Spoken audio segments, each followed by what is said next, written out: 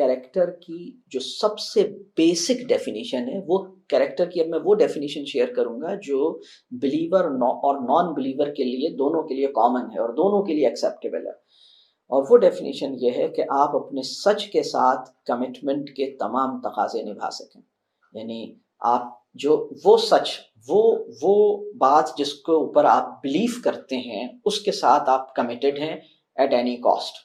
اب اگر society appreciative ہے اور اگر سوسائٹی میں سب لوگ وہ کام کر رہے ہیں تو پھر تو کوئی چیلنج ہی نہیں ہے، پھر تو آپ کر سکتے ہیں.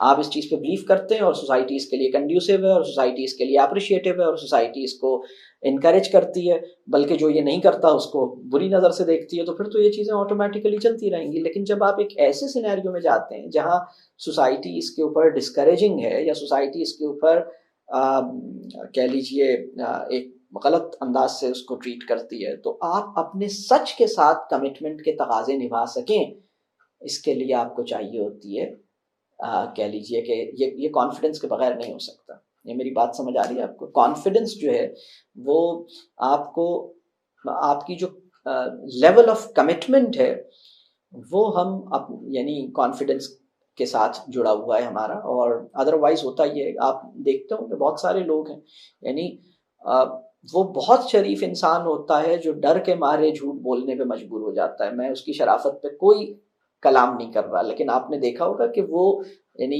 ایک سچویشن ہے، ایک پریشر ہے، اور اس کے بعد آپ نے کہا بتاؤ کس نے کیا ہے، اور اس نے کہا سر میں نے نہیں کیا، حالانکہ اسی نے کیا. لیکن اس کے لیے کریج چاہیے، اس کے لیے کانفیڈنس چاہیے. اب دوسری بات میں کانفیڈنس کو بھی ڈیفائن کروں.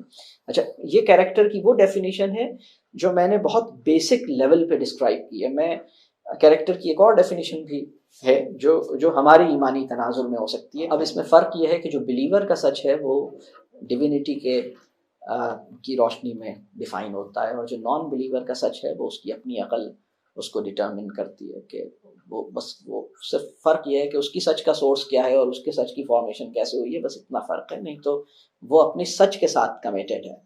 یہ ہے کیریکٹر.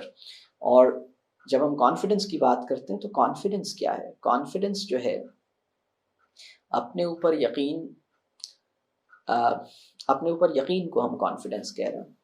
اور کانفیڈنس کی بہت ساری ڈیفینیشنز ہیں. اب جو بلیور کا کانفیڈنس ہے وہ اپنے اوپر یقین خدا کے اوپر یقین کی فلپ سائڈ بن جاتا ہے، اور خدا کے اوپر یقین اپنے اوپر یقین کی فلپ سائڈ بن جاتا ہے. یعنی اپنے آپ کو مانتے ہیں، یعنی تصویر کو مانتے ہیں، مصور کو نہیں مانتے. اس کا مطلب یہ ہے، یا مصور کو مانتے ہیں اور تصویر کو نہیں مانتے. تو یہ بات صحیح نہیں ہے نا. بات سمجھ آ رہی ہے؟ یعنی اگر تصویر کو مانتے ہیں اور مصور کو نہیں مانتے تو اس کا مطلب ہے کہ تصویر کو نہیں مانتے. میری بات سمجھ آ رہی ہے؟ تو اور مصور اللہ کے ناموں میں سے ایک نام ہے المصور، بلکہ قرآن میں بعض آیتیں ایسی ہیں جو اس کو ڈسکرائب کر رہی ہیں کہ کیسے وہ اللہ اپنے آپ کو المصور کہتا ہے. یہ اس کی تفصیل بھی بعض آیتوں میں ہے. تو بہرحال اس میں میں یہ عرض کروں گا کہ آپ اپنے کیریکٹر پر قائم رہ سکیں، یعنی کسی چیلنج میں اپنے کیریکٹر کے اوپر کھڑے رہ سکیں نا. آپ ایک سٹینس لے سکیں، ایک مورل ایک آپ کا مورل سٹینس ہے، اور وہ مورل سٹینس جو ہے وہ آپ کو کسی چیز کے اوپر کھڑا رکھنے میں کامیاب ہو جائے. یہ اس کا تعلق کانفیڈنس کے ساتھ ہے. نہیں تو وہ قومیں جن کی خودی بالکل ہی ختم ہو گئی، اور اگر ہماری خودی ہماری ختم ہو گئی اور ہمیں کچھ مذہبی معلومات یاد بھی ہو گئیں تو ہم کوئی بہت یوزفل مسلمان یا کوئی بہت اچھی کہہ لیجیے ایگزامپل نہیں بن پائیں گے.